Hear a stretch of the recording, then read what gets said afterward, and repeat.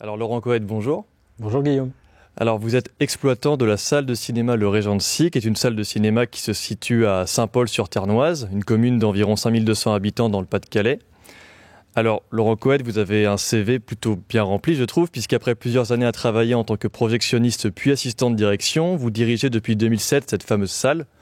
Et vous y organisez les séances, les films projetés, mais aussi des dispositifs d'éducation à l'image et des animations pour le jeune public. Ces nombreuses activités semblent avoir fait bondir la fréquentation de la salle de cinéma et elle a accueilli par exemple plus de 40 000 spectateurs en 2019, ce qui est finalement beaucoup pour une petite salle disposant de 140 fauteuils. Mais en plus de ça, vous êtes aussi vice-président de la Chambre syndicale des cinémas du Nord depuis 2013 et représentant de la petite exploitation à la Fédération nationale des cinémas français. En 2009, vous intégrez l'Académie des arts et techniques du cinéma. En 2016, vous êtes élu administrateur de l'Association française des cinémas arts et essais. Et en 2018, vous recevez le trophée de l'exploitant de cinéma de l'année du magazine réputé Le Film Français. Donc, une carrière déjà bien remplie. Alors, il y a beaucoup d'idées reçues sur le métier d'exploitant, beaucoup peut-être de raccourcis ou de mélanges que l'on peut voir un peu sur Internet, et puis on n'en parle pas tant que ça dans les médias ou même dans le monde du cinéma en général. Donc, on peut commencer par la base, à savoir en quoi consiste le travail d'exploitant et quelle est finalement sa différence qu'on peut faire entre un exploitant et un distributeur. Alors, bienvenue Guillaume déjà au Regency à Saint-Paul. C'est vrai que on est particulièrement fiers et heureux, moi et mon équipe, de vous accueillir parce que c'est vrai que sur les réseaux ou même dans les journaux d'information nationaux, on parle peu de ces petites salles qui font le maillage territorial et qui viennent proposer aux spectateurs les films dont les distributeurs ou les producteurs nous confient. Quel est le métier de l'exploitant je vais y venir, mais le métier du distributeur, en fait, c'est de promouvoir et de passer le film dans les salles de cinéma, donc comme le Regency. Et puis, le rôle de l'exploitant, et je vais parler de moi parce que c'est le métier que je connais le mieux, c'est de programmer les films, de les choisir et ensuite de donner rendez-vous aux spectateurs un jour, une heure, donc et à la fois avoir une ligne éditoriale et la suivre, mais également de choisir le bon jour et le bon horaire pour que le film trouve son public. Et donc ça, c'est un savant mélange de plein d'ingrédients, une recette un petit peu, je ne vais pas dire secrète, mais qu'on a élaborée au fil des années. Et on se rend compte que notre métier, c'est à la fois de choisir les films, de les promouvoir, d'en parler à notre public, et ensuite de faire que nos choix soient les bons et soient les plus pertinents par rapport à notre public. Parce que c'est ça qui est magique dans le cinéma, c'est que le public d'une ville concurrente ou à côté d'une grosse agglomération va pas être le même qu'ici. Donc il faut adapter nos choix et de se dire on a envie cette semaine de défendre tel ou tel film et ça sera le choix de la semaine. Donc c'est là le métier de programmateur, mais le métier d'exploitant d'un petit cinéma, et comme toute mon équipe, en fait, c'est d'être des couteaux suisses, puisque on va à la fois programmer des films, mais ensuite on va les projeter, on va accueillir les spectateurs, et puis on va faire tout ce travail en fait de promotion et à la fois de la salle et des films, donc à travers les dispositifs scolaires, à travers des séances spéciales. En gros, on est un outil culturel de proximité qui vit tous les jours, puisque le cinéma est ouvert tout au long de l'année. Et c'est un peu ça notre travail, et à la fois choisir, accueillir et projeter. Et comme vous êtes un cinéma mono-écran et que vous êtes un cinéma du coup de proximité effectivement, quelles sont vos relations vraiment avec les distributeurs directement pour chercher les films que vous allez projeter ? En fait, on travaille comme les autres cinémas. On choisit les films, on les négocie, le nombre de séances, la date de sortie. On en parlera peut-être tout à l'heure, mais tous les films ne sortent pas ici chaque mercredi comme dans les grosses agglomérations. Donc c'est faire les bons choix, négocier avec le distributeur comment on va sortir le film, sur quelle durée, qu'est-ce qui justifie qu'on fasse plus de séances ou moins de séances, ce qui justifie qu'on le sorte tout de suite ou qu'on attende un petit peu. Donc on a une relation et à la fois très commerciale, mais comme d'autres cinémas, mais Je dirais que la particularité, c'est aussi on a une relation de confiance avec le distributeur parce que soit on va aller vers lui parce qu'on a envie de projeter tel ou tel film, ou soit ils vont venir naturellement vers nous, nous proposer des sorties nationales ou même des films, ce qu'on appelle nous en continuation, donc des films qui sont déjà sortis et qui auraient un intérêt à être diffusés ici. Donc on a un dialogue permanent avec les distributeurs. Et donc souvent, c'est un peu les mêmes distributeurs avec qui vous collaborez finalement.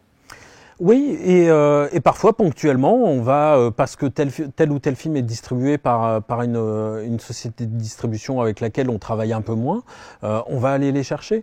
Donc il n'y a pas de préféré ou de distributeur, de société de distribution favorite. Il y a juste soit des habitudes, soit aussi, on parle de fidélité beaucoup ici avec les spectateurs, mais on a aussi une fidélité avec les distributeurs et avec les équipes de films, les équipes de prod. C'est vrai que on aime à programmer les films dont les équipes sont venues proposer le film en avant-première, présenter ici au Régency.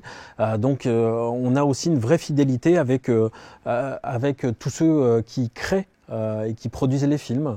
On en parlera peut-être tout à l'heure, mais je pense vraiment à quelques anges gardiens qui ont fait que le Régency a acquis une notoriété auprès des publics et des professionnels, mais des gens comme Christophe Rossignon, producteur chez Nord-Ouest, ou Christian Carion, réalisateur, font que voilà, quel que soit le succès ou non d'un film, il va être proposé ici. En fait, on a une fidélité humaine avant tout. Les distributeurs qui ont un lien avec vous, est-ce que c'est très souvent lié aussi à des films à petit budget, ou est-ce que le budget joue un peu là-dessus sur les négociations que vous avez? Par exemple, est-ce que les gros distributeurs, par exemple, de gros films, ont tendance à vous contacter vous, ou est-ce que ça reste quand même des distributions qui relèvent de films qui ont des budgets plus serrés ou qui sont peut-être plus nationaux ou plus... J'ai pas le sentiment en fait qu'on catégorise les films par rapport aux salles. Je pense que ils savent qu'ici c'est un lieu de vie, c'est un lieu où on propose de multiples choses qui vont du film documentaire au film d'auteur ou au film à grand budget. Donc ils savent qu'on a cette ligne éditoriale. Je pense que c'est ça qui définit un petit peu la relation qu'on peut avoir avec les distributeurs. C'est quelle est la ligne éditoriale de la salle. On sait que si c'est hors ligne, on aura pour le distributeur un petit peu plus de force de persuasion à avoir pour le programmateur que je suis. Et moi, inversement, je vais avoir aussi beaucoup plus de travail pour que le public fasse confiance au choix que j'ai fait, parce que cette relation qu'on peut avoir avec les distributeurs, on l'a aussi avec le public qui est très fidèle, mais à la fois très exigeant. Il nous fait confiance et on ne doit pas trahir cette confiance. Donc voilà, je dirais que on est au milieu de deux interlocuteurs très différents, mais le distributeur sait que il y a des films qu'il va nous proposer naturellement, et puis il y a des films qui vont pas être programmés ici, ils vont pas nous solliciter. Et quel que soit le budget du film, au final, je vois pas de différence. Et ça, en général, vous avez tendance à essayer d'aller les chercher quand même, ces productions, ou est-ce que... Je dirais que c'est aussi tout le travail de l'exploitant, c'est de voir les films avant et de savoir si, on parle même pas de potentiel ou de savoir si juste ça rentre dans la ligne éditoriale. Donc il y a évidemment des films qui en sortent, mais ça sera à nous de justifier en fait, et à la fois auprès du distributeur et à la fois auprès du public, le fait que ce film-là, on l'a vu, c'est un coup de cœur, on vous le propose parce que voilà, on a envie de vous le faire découvrir. Donc là, effectivement, on va aller chercher le film auprès du distributeur, mais il n'y a pas de question d'ego ou de se dire tiens, ils nous ont pas sollicité, on est oublié. En fait, non. Si on nous appelle pas, c'est nous qui appelons et il n'y a pas de problème, quoi.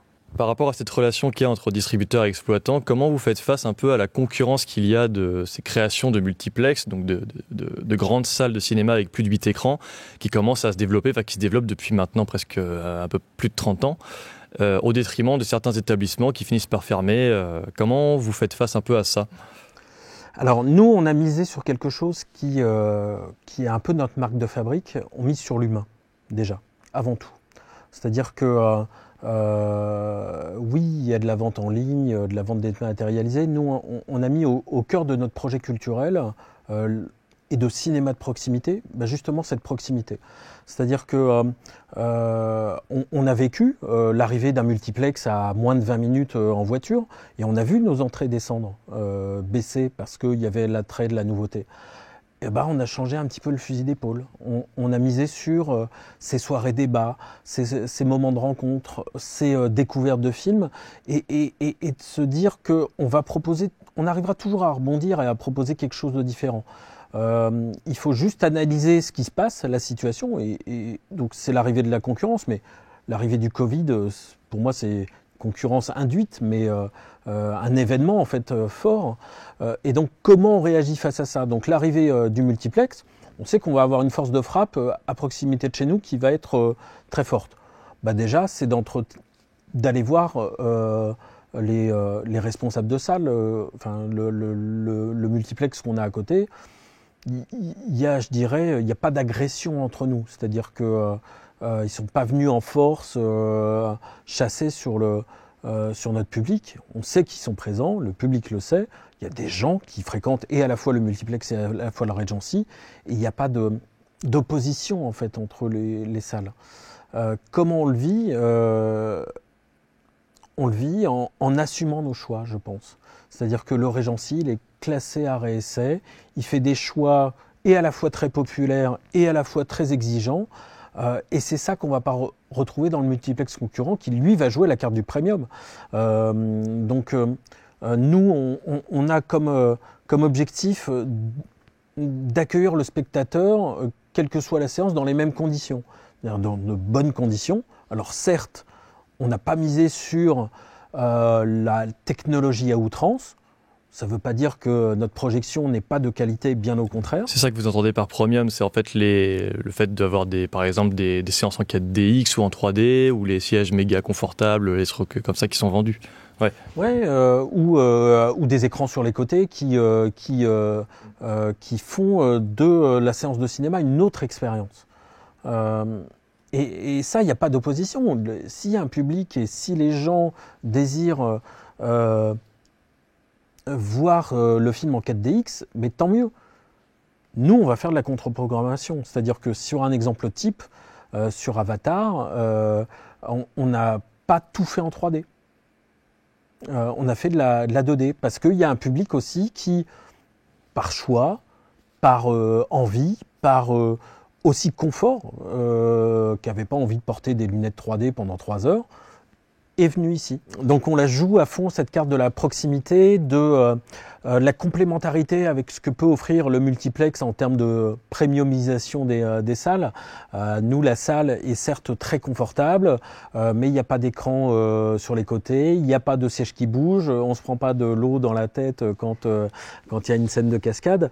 Donc la 4DX existe et à son public. Nous, on joue la carte de la contre-programmation avec, si on prend par exemple Avatar, pas toutes les séances en 3D, on a beaucoup misé sur la 2D, sur le fait que les gens, il faut vraiment élargir le public et essayer de toucher les envies du public, et qu'aujourd'hui tout le monde n'a pas envie d'être dans un multiplex. Il y a des gens qui ont encore envie de voir des films en 2D, ont encore envie d'avoir un cinéma à 5 minutes de chez eux, qu'il soit petit ou grand, peu importe, mais on est vraiment sur je dirais pas sur de l'opposition, mais sur de la complémentarité à ce que le multiplex, avec sa force de frappe et marketing et en termes de séance, parce qu'on y viendra aussi, nous, on ne peut pas rivaliser face à ça.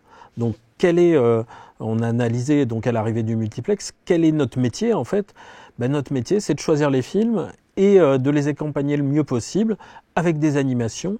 On a démultiplié notamment après la réouverture Covid le nombre de rendez-vous conviviaux, et ça, on ne va pas le trouver chez le multiplex. Donc, on avait déjà cet ADN proximité, d'échange avec les spectateurs, ça a été décuplé avec la réouverture suite au Covid.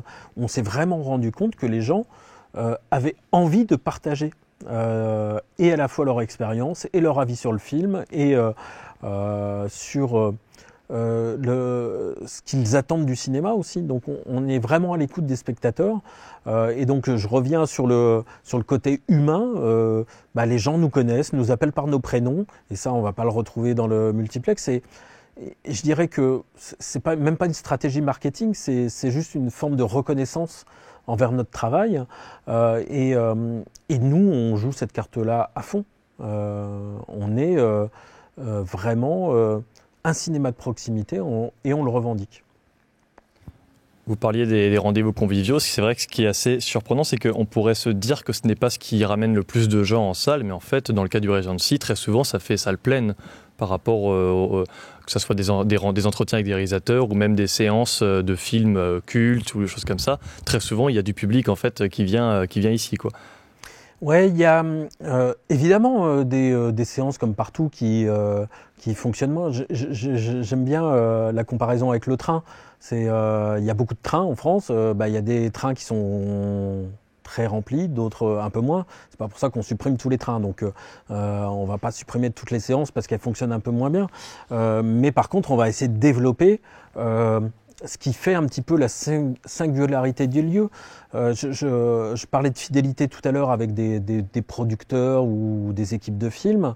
On est un des cinémas, notamment au nord de Paris, qui, sur notre typologie de petites salles en milieu rural, où en gros on a aussi fermé beaucoup de services publics et que nous on est ouvert 365 jours par an ou presque, il y a quand même quelques exceptions mais très peu, c'est que les équipes de films viennent présenter leurs films ici et là aussi toute la typologie de films du premier film peu connu au film très populaire. Je pense évidemment à Danny Boone qui est venu un nombre de fois assez important ici, mais on a aussi cette proximité avec les équipes de films. Quand ils viennent ici, c'est pas comme dans un multiplex parce que vous le voyez derrière moi, la scène est proche, le débat est assez long, 30, 45 minutes parfois. Ils sont vraiment à la rencontre du public. Donc il y a vraiment un échange qui se crée. C'est un peu notre marque de fabrique aujourd'hui. C'est de créer ces petits moments un petit peu extraordinaires pour agrémenter l'ordinaire et faire que la personne qui s'est déplacée pour venir voir un film en avant-première revienne ensuite plus régulièrement. En fait, tout le travail de l'exploitant, pour reboucler à une question précédente, c'est de semer beaucoup de graines, et puis il y en a qui germent pas, puis il y en a d'autres qui germent. Donc on parlait des dispositifs scolaires, on parlait des entretiens, des moments conviviaux. On teste en permanence plein de choses. Il y a des choses qui fonctionnent absolument pas et qu'on arrête, et puis il y a des choses qu'on cultive et qui nous permettent depuis maintenant plus de 20 ans de voir la notoriété et la confiance du public s'accroître au Regency. Et du coup, votre métier d'exploitant, pour revenir un petit peu peut-être avant, votre métier d'exploitant est finalement dans ce cinéma de proximité qui recherche vraiment la proximité avec les gens, est très différent finalement du métier d'exploitant dans un multiplex. Parce que peut-être qu'un exploitant en multiplex va avoir un rôle un peu plus commercial sur le fait d'aller chercher ou d'aller accepter des négociations sur les films, par exemple. Ouais, je dirais qu'on fait pas le même métier et en même temps on est dans la même filière. C'est vrai que l'approche commerciale, elle est importante pour nous, je la nie pas évidemment. C'est pas notre cœur de métier. On va être plus dans le service. On a une petite offre confiserie mais qui n'est pas démultipliée et qui n'est pas la majorité de nos budgets. Donc on a une approche différente. On a le même métier mais une approche différente. Et en même temps on se rejoint sur plein de choses. C'est compliqué en fait de nous mettre en opposition parce que la force du cinéma en France, elle est d'avoir un maillage territorial très important. Donc je ne vais pas défendre les multiplex parce que c'est pas notre cas, mais je Je dirais que il faut que le public trouve le cinéma qui lui convient. Et donc, il faut faire avec l'offre et que nous, en tant que petite salle, on fait comme plein d'autres petites salles en France, on crée une dynamique différente. Là, je réagis un peu à ce que vous dites sur que vous réagissez sur une demande d'offre, mais tout en gardant quand même une philosophie qui est très propre au fait que vous préférez, je pense, les films d'art et d'essai pour ce que ça propose pour les gens, plutôt que effectivement peut-être des films qui vont être un peu plus populaires, quoi. Il y a ce choix, je pense, quand même. Tout le métier d'exploitant, c'est d'arriver à avoir cette ligne éditoriale dont on parlait tout à l'heure, de la tenir, et parfois faire à ce que nos goûts personnels, et les films, des coups de cœur par exemple, ou des films qu'on a vraiment envie de défendre, qui parfois sont pas dans la ligne, je pense aux films documentaires qu'on diffuse régulièrement ici, c'est pas notre cœur de métier, et en même temps, voilà, quand on a des coups de cœur, on s'interdit rien en fait. Et donc le fait d'être exploitant, c'est parfois d'être frustré, parce que personnellement, il y a une typologie de films qu'on va adorer, des réalisatrices ou des réalisateurs qu'on va aduler et qui personnellement nous touchent. Et il faut accepter que c'est pas la majorité du public qui va nous faire confiance. Donc voilà, c'est dans la programmation, c'est tout l'art de plaire au plus grand nombre et en même temps de défendre des films qu'on personnellement on a adorés.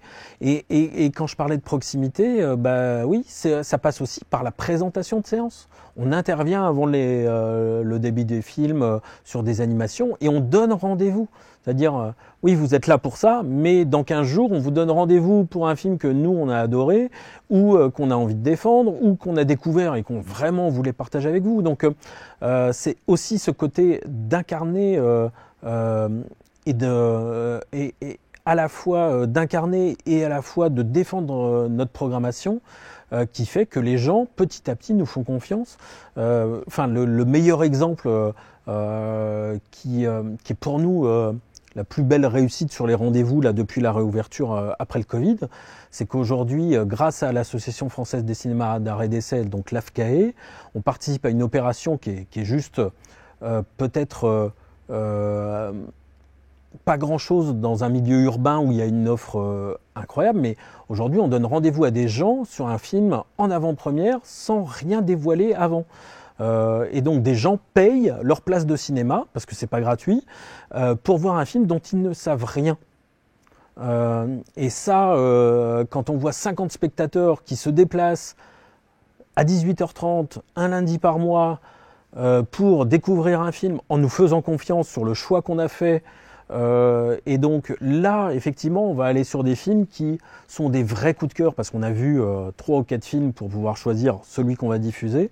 Et là, on a vraiment l'incarnation de nos goûts personnels, en même temps mêlés à l'attente des gens. Mais ce qui est devenu maintenant pour nous quelque chose qui était, je dirais, assez amusant ou assez divertissant pour nous de se dire, se transforme en ouh là là, il va falloir faire gaffe parce que là, ça fait 3 rendez-vous. En fait, on fait voter les gens à la fin de la séance, un petit carton. Voilà. Dites-nous si vous avez aimé ou pas, et vous avez le droit de pas aimer parce que ça reste subjectif. Et en fait, les notes sont en forte progression et notamment le dernier film, qui est The Quiet Girl, qui est loin d'être le film le plus diffusé et le plus commercial, a accueilli un accueil public qui est incroyable. 4,75 sur 5, c'est juste incroyable. Et des témoignages de personnes qui nous disent « mais on vous remercie, si vous aviez passé le film normalement, on serait certainement pas venu le voir. » Donc, super intéressant. On est hyper fiers de ça, mais en même temps, maintenant, on a une pression assez incroyable en se disant on a intérêt à faire le bon choix parce que ce qui caractérise aussi le public du Regency par rapport au public du multiplex, je reviens c'est qu'à la sortie, si le film n'est pas bon, si les gens sont déçus, ils viennent nous voir directement et ils viennent nous le dire. Alors parfois on leur dit bah ouais, c'est pas nous qui avons fait le film, mais il y a alors là sur les avant-premières surprises, si on fait le mauvais choix, nous on se prépare maintenant mentalement, il y a une préparation psychique à se dire bon, on verra bien quoi. Et donc sur ces avant-premières, en plus il y a une discussion qui est partagée autour ce qu'on appelle le verre de l'amitié traditionnellement, mais où on discute des films, notamment du film que les gens ont vu. Et je me souviens d'une discussion où il a fallu dire pourquoi on avait choisi le film et pourquoi assumer notre choix. Et c'est sympa, mais en même temps très ancré dans le réel, quoi. Les gens sortent du film, ouais, c'est... Mais ça montre que ça les intéresse aussi, vos choix, vos décisions, que voilà, ils viennent vous poser la question quand même pour vous demander. Donc c'est vrai que c'est déjà signe d'une grande confiance qu'ils ont envers vous, même si vous n'êtes pas d'accord sur le même film. C'est vrai que c'est assez. C'est subjectif. Enfin, et rien qu'en interne, c'est-à-dire que l'histoire personnelle, le sujet qui va être traité, la façon dont ça va être traité, va toucher l'un, peut-être un peu moins l'autre ou pas du tout. Enfin. Il y a plein de films où on a le droit de passer à côté d'un film parce qu'on ne ressent rien et même si on perçoit les qualités artistiques, voilà, et en même temps, c'est incroyable de se dire qu'on va partager un film inconnu à des gens et en se disant c'est aussi une partie de poker en permanence. Mais je dirais que voilà, globalement, il y a beaucoup de bienveillance et ouais, on est toujours un peu stressé, mais voilà, le lundi on va faire l'avant-première surprise et puis le jeudi suivant on va venir sur un grand classique avec une conférence. Enfin, au moment où on enregistre cette vidéo, je ne sais pas quand elle sera diffusée, mais demain, on va diffuser Singing in the Rain avec une conférence. Donc, ce qui fait le sel de notre métier là en cinéma de proximité, c'est que on va faire des rendez-vous totalement différents et que on va avoir aussi un public totalement différent en fonction des séances et on le voit au quotidien. C'est ça qui nous motive en fait, c'est de se dire bah oui, on n'est pas forcément à la recherche comme dans les multiplex de la quantité. Nous, notre leitmotiv, c'est de ne pas décevoir les gens. Voilà, c'est ça qui nous caractérise. Donc on fait et on élabore des rendez-vous pour tout un tas de publics et si chacun trouve son compte, c'est formidable. Et par rapport aux séances, du coup, vu que vous êtes un cinéma mono-écran, comment vous vous organisez? Il y a combien de séances par semaine, par exemple? Parce que du coup, c'est sûrement très différent d'un multiplex. Donc comment vous vous organisez là-dessus dans la semaine? Il y a des données, je dirais, fixes. Des heures incontournables et ce qui fait la particularité du cinéma mono-écran, c'est que déjà on est dépendant de la durée des films. C'est-à-dire qu'un film qui va durer 3 heures, forcément il va y avoir soit un nombre de séances réduit dans la journée et donc dans la semaine, soit des décalages d'horaire. Donc c'est ce qui est très différent en fait chez nous, c'est que là où les gens savent que dans un cinéma plus grand, toutes les séances vont être entre 20h et 20h30 ou 21h, peu importe. Nous, on va donner rendez-vous aux gens. Attention, mercredi, la séance, elle est à 14h. Le jeudi, elle va être à 14h30. Le vendredi, elle va être à 15h. Pourquoi ? Parce que on doit faire en fonction de la durée des films, en fonction de l'activité de la salle. On en a parlé tout à l'heure et ce matin, avant que vous arriviez, il y avait une séance scolaire. Donc forcément, si le film est un peu plus long, on est obligé de décaler les premières séances de l'après-midi. Il y a le côté humain aussi. On est une petite équipe, 3 personnes. Il suffit qu'il y ait quelqu'un de malade, en vacances. Donc forcément, le rythme hebdomadaire va être modifié. Et donc, ce qui fait la particularité d'une salle comme le Régency, c'est qu'il n'y a aucune semaine qui se ressemble. Il n'y a pas de semaine type. Et donc, il n'y a pas un nombre minimum ou identique de séances. Et donc, en permanence, on est en train de changer le rythme. Ce qui parfois peut être déconcertant pour des distributeurs qui aiment bien qu'on rentre dans des cases. Et ben nous, on bouscule tout ça. Et dans la confiance, on parlait des spectateurs, on leur donne vraiment rendez-vous. Ce qui, nous aussi, dans notre organisation, et ça c'est vraiment quelque chose que j'ai acquis au fil de ma carrière, c'est on donne rendez-vous, mais on n'a pas le droit de décevoir. C'est une promesse qu'on fait aux spectateurs. Et je dirais que quoi qu'il arrive dans nos vies perso, quoi qu'il arrive à l'extérieur, on a dit que la séance aurait lieu tel jour à telle heure. C'est un peu un spectacle en fait. Et la séance aura lieu tel jour à telle heure. Et c'est peut-être ce qui caractérise les cinémas de proximité, c'est le fait que il y a des événements extérieurs peut-être, mais nous on est là quoi. Alors oui, on a parlé un petit peu du Covid, mais contrairement à d'autres petits exploitants qui n'ont pas eu cette chance, vous avez réussi à passer la période du Covid et vous avez continué votre activité. Mais est-ce que la clientèle avait évolué après en fait comment vous avez rebondi en fait sur le fait que voilà, les salles de cinéma soient fermées pendant un an? Est-ce que vous avez remarqué un changement de clientèle par exemple ou de comportement et même vis-à-vis aussi de vos relations avec les distributeurs? Alors j'ai plusieurs événements marquants dans ma carrière. Celui-là, il est à la fois émotionnellement encore très sensible et à la fois sur la remise en route très compliquée. C'est-à-dire que nous, au quotidien, on est là pour gérer des problèmes. En fait, les postes de direction sont là, on gère des problèmes. Donc là, il y a eu plusieurs événements. Si on revient dans la chronologie, il y a la première fermeture où le pays s'arrête. Donc, en gros, les salles de cinéma sont fermées, mais comme tout le monde. Donc on rouvre avec des mesures sanitaires en mai, je crois, à l'époque. Enfin, bon, peu importe. Mais la première fermeture, plutôt très mal vécue personnellement, mais je dirais qu'on est comme tout le monde. C'est plutôt la deuxième fermeture là, qui est très compliquée, parce que la deuxième fermeture, et là c'est un impact psy très fort, c'est qu'on essaie d'évacuer, donc j'ai un peu de mal à savoir quand est-ce qu'on referme, mais je crois que c'est octobre. De mémoire. Oui, je crois que c'était ça, octobre 2020. Octobre. Ouais. Et donc en 2020, là, il y a quelque chose qui se passe et qui est très, très, très marquant pour nous. C'est que on va travailler sur une réouverture le 15 décembre. La date du 15 décembre, elle est ancrée, je crois, à vie chez moi.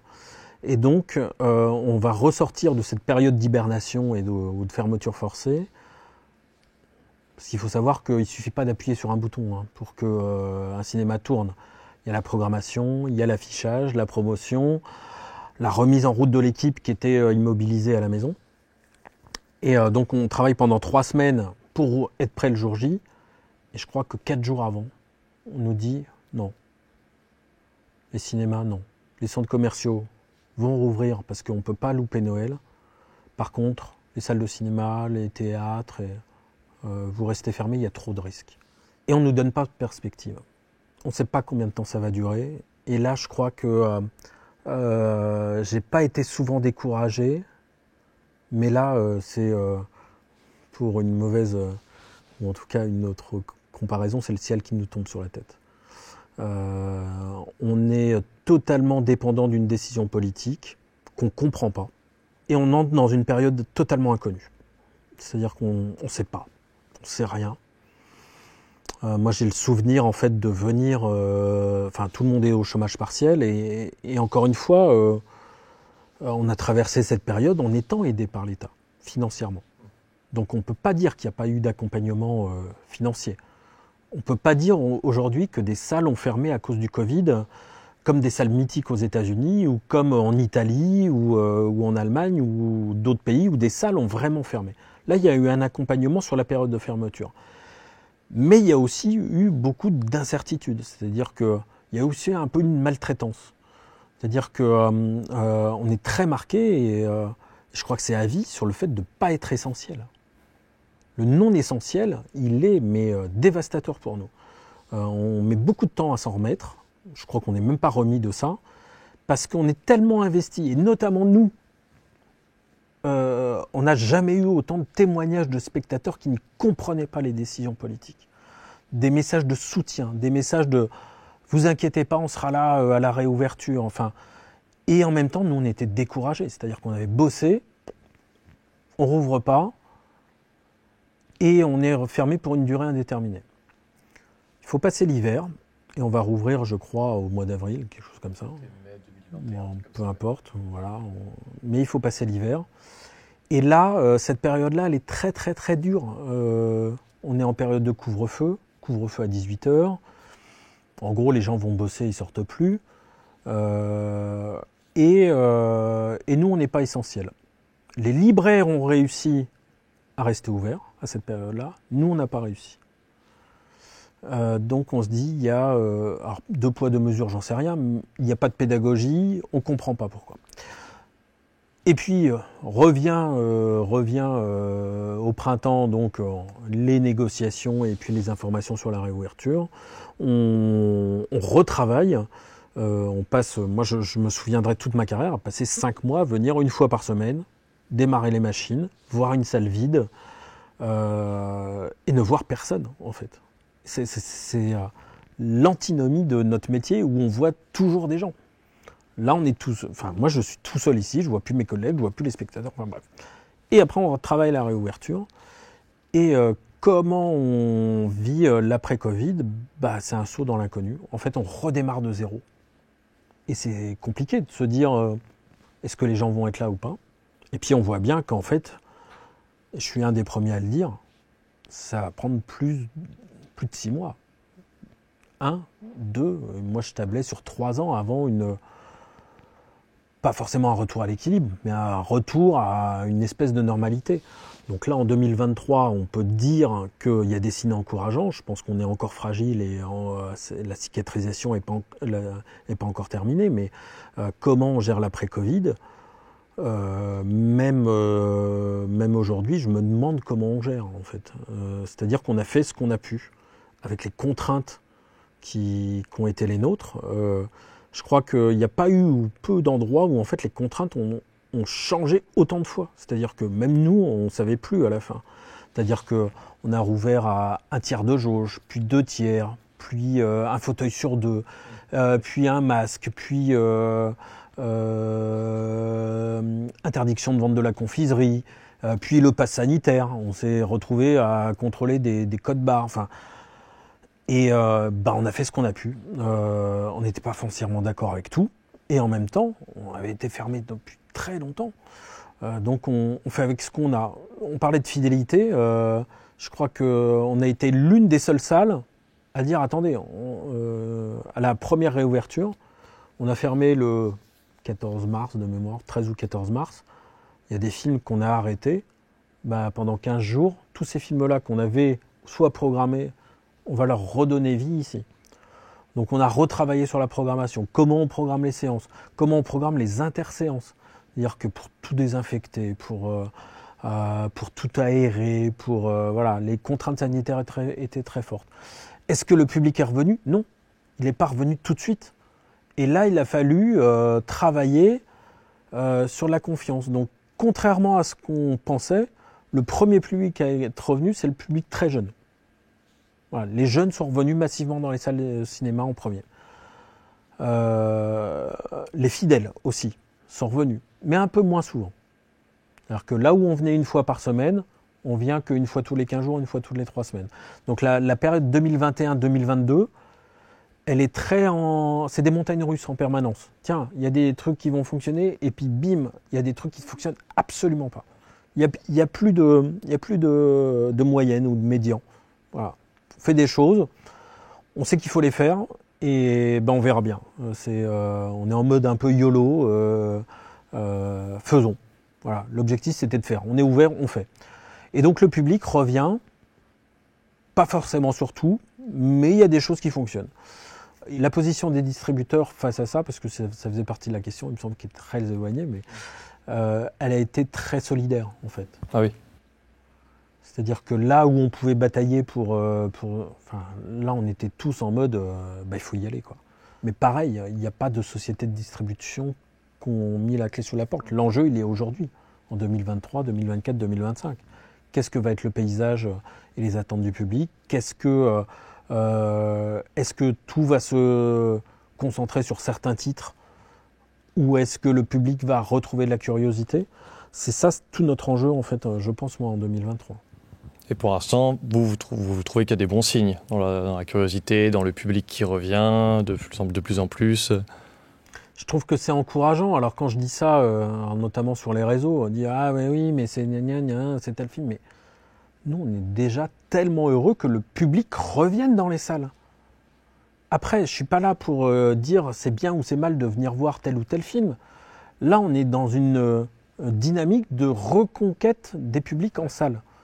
Ça ne veut pas dire qu'il faut passer tout et n'importe quoi, mais déjà de se dire que les gens sortent de chez eux le soir pour voir des films, alors que on nous avait prédit, et alors ça aussi c'est une grosse cicatrice, les salles vont fermer, votre métier c'est mort, les plateformes, les gens ils ont des nouvelles habitudes, vous allez voir avec vos prix trop élevés, parce que ça aussi, le prix du cinéma trop élevé, regardez déjà autour de chez vous, vous allez voir que dans des cinémas comme le Régency, c'est accessible, encore. Et ça le sera toujours. Enfin, en tout cas, je l'espère, mais que l'idée reçue que la place est à 15 € dans les cinémas, peut-être dans certains cinémas, pas dans tous. Regardez autour de chez vous, là aussi. C'est un message à tous ceux qui nous suivent sur les réseaux, mais... donc oui, votre métier va mourir, machin. Alors, nous, on était déjà en train de se noyer sous la déprime, et puis en plus tout le monde nous enfonce. Là, on est dans une période, je me souviendrai tout de même. Tu ouvres, les salles de cinéma ont-elles un avenir?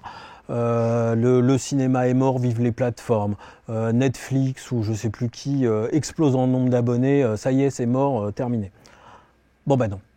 Au final non, parce que nous on y a cru, parce que il y a quelque chose qui est singulier en France et on le voit pas dans les autres pays. Parce que la France, elle a grappillé, elle a remonté en plus au niveau du territoire, au niveau des parts de marché. On voit qu'il y a des films qui marchent vachement mieux en France que dans le monde. La salle de cinéma, elle est dans l'ADN des gens. C'est-à-dire que oui, le film, peut-être qu'on peut le voir de différentes façons, dans différents lieux, mais la sortie, l'occasion de sortir de chez soi, celle-là, elle n'est pas morte. Elle n'est pas encore de nouveau revenue pour tout le monde. Mais là où on voit bien que la restauration, l'habitude de se faire livrer ou d'aller de faire du emporter, ce que nous on ne pouvait pas faire avec le cinéma, mais les restaurateurs ont vraiment changé de métier, ont vraiment évolué, la salle de cinéma, le retour à la sortie, et c'est ça qu'on voit là depuis quelques mois, c'est que et à la fois l'offre de films s'est musclée. On parle beaucoup d'Avatar, de Super Mario, mais moi je pense à des films comme Les Petites Victoires. Les Petites Victoires, ça a été un carton ici, parce que c'est un cinéma de proximité. Je verrai toujours vos visages. Des films, je dirais, qui trouvent un public, qui n'est pas forcément le public urbain, mais qui fonctionne ici, font que ça crée une occasion de sortir de chez soi. Et là, les spectateurs s'en emparent. Donc, on est encore dans une période de transition, mais il y a des signes encourageants. Et je crois que, je ne sais plus quelle était la question, parce que j'ai fait une réponse encore de 10 minutes, mais je crois que c'est aussi notre raison de vivre, c'est de se dire, mince, on n'est pas qu'un lieu de consommation de cinéma, on est un lieu de... sortie d'occasion, d'échange avec les gens. Enfin, et cette période après Covid, voilà, on retrouve un public. On est encore sur une période de transition. Il y a des signes encourageants. Ça ne veut pas dire que c'est gagné. Mais si déjà on a des films qui attirent, quelle que soit leur typologie, on peut se dire qu'on ne combat pas forcément à armes égales avec les plateformes, mais bon, on a un peu plus de légitimité, quoi. Par rapport aux plateformes, justement, parce que c'est vrai que ce discours est beaucoup venu sur la table, parce que les gens se sont mis effectivement à beaucoup regarder des films ou des séries sur les plateformes à cause du Covid. Ça peut faire écho à l'arrivée, par exemple, aussi de la télévision, où les gens se mettaient à aller de moins en moins au cinéma, donc il a fallu réagir très vite à ça. Est-ce que vous sentez quand même une concurrence un peu ici dans le cinéma proximité, ou globalement avec les gens aussi, ou les autres exploitants, avec le fait que les gens se sont un peu plus mis à regarder des films chez eux, quoi, sans bouger? Alors, C'est ma perception et ça ne veut pas dire que c'est la vérité absolue et moi je suis à l'écoute. Je pense aujourd'hui que la concurrence des plateformes elle est plus sur les séries que sur les films. C'est-à-dire que oui, on regarde des films sur plateforme, mais que en tout cas l'attractivité de l'abonnement à une plateforme, il est plus sur des séries que sur des titres phares de films. Peut-être que je me trompe, mais j'ai cette perception-là qu'on prend en compte dans notre programmation.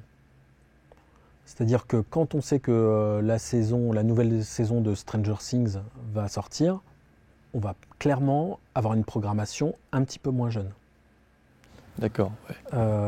On sait aussi, j'essaie de me documenter, mais que le mode de consommation sur plateforme est différent de celui de la salle. La salle, il y a très peu de gens qui enchaînent 2 ou 3 films sur la même journée.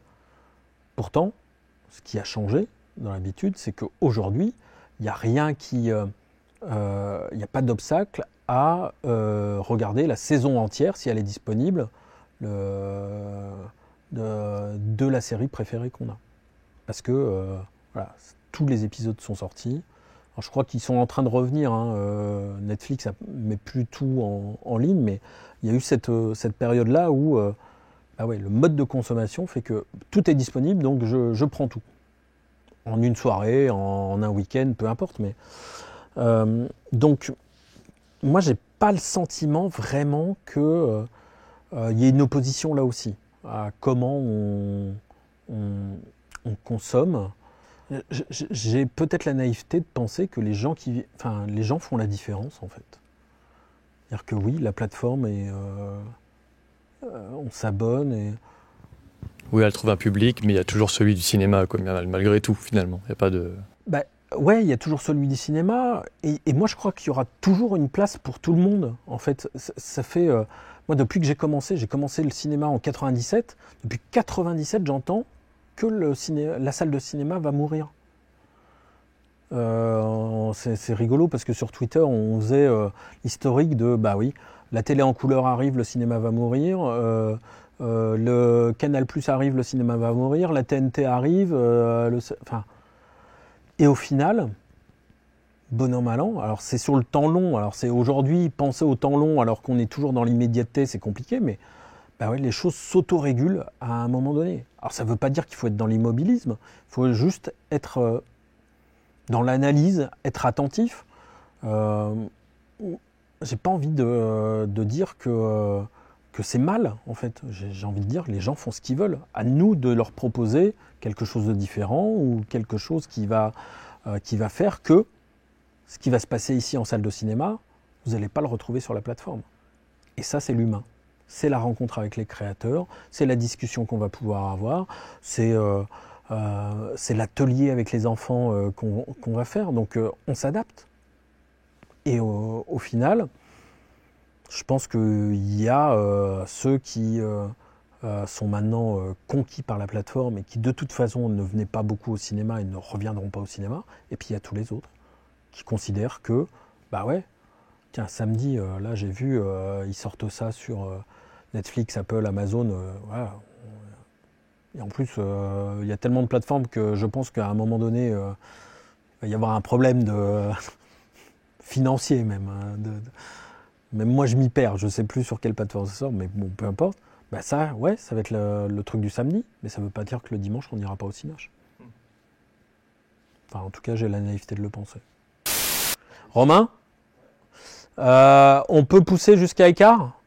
Ouais, là, on est sur une semaine après vacances et il fait très beau dehors. Donc, pour nous, ça, c'est le pire concurrent, en fait. C'est la météo ? La météo. Ouais. C'est pire que la plateforme. Et par rapport à ce qui se racontait aussi sur Internet, en fait, il y a aussi quelque chose qui est apparu lors de la cérémonie des Césars. Et je crois que j'avais vu passer ton tweet, il me semble, où il s'était mis à faire une blague sur les exploitants, je crois que c'était sur le fait qu'apparemment ils foutent rien, quoi. Et cette blague est pas très bien passée parce que déjà c'était du coup en 2022, si je dis pas de bêtises, ou 2023. C'était en 2023. C'était sur en 2023. La cérémonie là. Ouais, c'était la cérémonie là, et qui est pas bien passée parce que on sent qu'il y a finalement pas vraiment de solidarité entre cette espèce de grande cérémonie organisée et les petits exploitants peut-être de cinéma de proximité. Alors est-ce que Vous l'avez ressenti comme ça, ou c'était vraiment sous juste l'impulsion un peu de la colère que vous avez réagi au fait qu'on ne parle de vous que par le biais d'une blague? Alors, je repose, parce que c'est bien de pouvoir expliquer. Déjà, j'évite de tweeter sous l'effet de la colère parce que voilà, ça c'est pas bien. Et, ouais. En fait, je parlais tout à l'heure de cicatrice du Covid. Elle est toujours prégnante, c'est-à-dire qu'on est toujours très sensible. Déjà, pour poser les choses, je suis un fan absolu de Jérôme Commandeur et un fan absolu de Valérie Lemercier. Donc, il n'y a rien contre eux du tout. Mais vraiment. Enfin, voilà, ils me font rire. Et je pense qu'il y a un décalage aussi entre la perception qu'ont eu les gens et la perception que nous, on a pu avoir de ce sketch de 4 minutes au Trianon, qui était présenté en Bretagne alors qu'il est à Romainville. Enfin bref, peu importe. Donc il n'y a vraiment pas un problème de personne. Il y a eu une déception, mais immense. Pourquoi ? Parce que j'ai regardé la cérémonie, comme tout le monde, ou tous ceux en direct, et il faudrait reprendre la cérémonie parce que c'est incroyable, mais il y a intervention, je ne sais plus si c'est la voix off ou quelqu'un qui va... Et maintenant, notre journaliste s'est déplacé pour vous faire découvrir un métier dont on ne parle pas souvent, le métier d'exploitant de cinéma. Et là, j'ai dit, ah la vache, pour la première fois au César, on va parler des exploitants. Parce que c'est quand même la cérémonie où on ne parle jamais de ceux qui diffusent les films, qui proposent les films. On est remercié parfois, 1 ou 2 fois, par des réalisateurs qui savent ce qu'est le métier d'exploitant. Et là, donc, pour la première fois au César, on va avoir un reportage dans l'exploitation. Donc j'ai dit, oh putain, trop bien, quoi. J'étais vraiment, mais heureux qu'on soit mis en lumière là où c'est une cérémonie, légitimement, où on parle plus de la production, des gens qui font les films, mais peu de ceux qui les diffusent. Et là, comment dire ? Je crois que tous les clichés sur lesquels on se bat en permanence sont réunis dans ce sketch, qui est, si on le prend du point de vue de quelqu'un qui a un regard moins quotidien que nous sur le cinéma, est très drôle. Et là, je vois tous les stéréotypes. L'hygiaphone, le micro pour parler aux gens, alors que nous, on a arrêté ça. Tiens, on a conçu machin en B12. Ah bah tiens, je mets pas du gel, je mets de l'eau pour faire des économies. Oh la vache, tous les stéréotypes sont réunis. Donc c'est certainement très drôle, mais pour moi, ce que j'ai perçu à ce moment-là, c'est la vision de gens en nœud papillon, en tenue de soirée, réunis dans la salle de l'Olympia, qui n'est pas une salle de cinéma d'ailleurs. Je ne sais pas pourquoi les Césars n'ont pas lieu au Grand Rex, enfin si je sais, mais peu importe, mais ça serait cool que ce soit dans une salle de ciné. Donc tous ces gens, c'est le regard très parisien qui est porté sur, évidemment, pas un cinéma urbain, un petit cinéma en Bretagne, ou en tout cas présenté en Bretagne. Et donc c'est tous les stéréotypes et tous ceux, en fait, toutes ces idées reçues sur lesquelles on combat en permanence. Et je me dis, putain, il y a encore du boulot, quoi. Parce que si c'est ça, la perception qu'a le milieu plutôt parisien, je dis, non seulement ils n'ont rien compris, et nous, on a encore du boulot pour montrer ce que c'est notre métier, en fait. Et c'est pour ça que j'étais en colère. Donc c'est ni contre les interprètes, mais c'est sur tous ces clichés, en fait. Donc oui, j'étais et à la fois déçu et à la fois contrarié, parce que c'est une cérémonie où nous, on n'a pas notre place. Enfin, on en parlait, hein, je suis membre depuis plus de 10 ans, j'ai jamais été invité. C'est pas une demande officielle, hein, du tout. Mais c'est de se dire, nous qui sommes au contact du public, c'est cette vision-là qu'on a proposée lors de cette cérémonie. Et cette vision, elle m'attriste. Surtout que vous voulez vous montrer que vous aimez votre métier, en fait, c'est vraiment ce qui vous passionne depuis toutes ces années. Ce qui peut être et à la fois une force, et à la fois, je peux entendre aussi qu'on est trop dedans et qu'on a une vision peut-être déformée des choses. Ça, j'ai aucun problème. Mais de là à revenir 20, 30 ans en arrière, 40 ans en arrière, limite, il fallait mettre l'ouvreuse parce que Parce que tant qu'on est dans les clichés, allons-y, quoi. Parce que c'est pas ça notre métier, en fait. C'est une vision faussée. Eh bien, Laurent Coët, merci beaucoup pour cette interview. C'était très intéressant. Avec grand plaisir. Merci vraiment infiniment d'être venu jusqu'à nous, parce que, vous l'avez vu, on aime parler de notre métier, on aime parler du cinéma, et aux abonnés de la chaîne de Guillaume, continuez à regarder les youtubeurs. Enfin, là aussi, il n'y a pas d'opposition, on a parlé des plateformes, mais YouTube, YouTube, les podcasts, il y a matière à approfondir sa connaissance du cinéma, que ce soit des films, du métier de l'exploitation comme aujourd'hui, ou de ceux qui créent le cinéma. Donc voilà, intéressez-vous et merci infiniment d'être venu jusqu'à nous. Je pense qu'il y aura peut-être nos coordonnées, ou en tout cas mon fil Twitter qui apparaîtra. Donc si vous voulez prendre contact avec moi, comme l'a fait Guillaume, parce qu'en fait il y a eu un contact direct, n'hésitez pas, on échangera avec grand plaisir. Merci beaucoup.